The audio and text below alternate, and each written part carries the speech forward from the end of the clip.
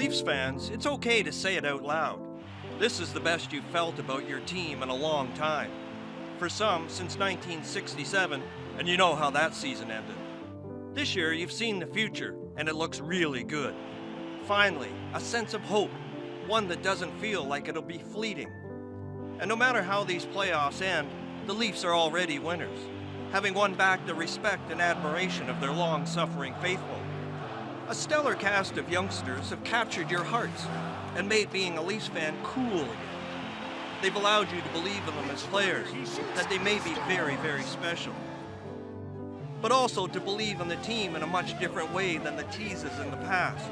And it's all happened so fast. There was a purpose, direction, and focus from the top down. And it all started to make sense when the lottery balls fell just the right way. Number one is a big deal. Welcome to the NHL. Appreciate it. At the beginning of the season, they tempered expectations, pleading for patience. Management promised they would get better, but never promised when, or by how much. You bought in because they developed a trust. Of course, like most teens, the kids themselves refused to listen to the adults. They didn't want to wait.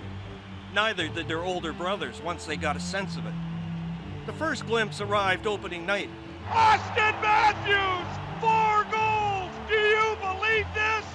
But it wasn't until after Christmas that it was like they collectively started to ask themselves, why not now? Almost like proud parents, you've watched them mature and grow, well ahead of schedule, but not rushed.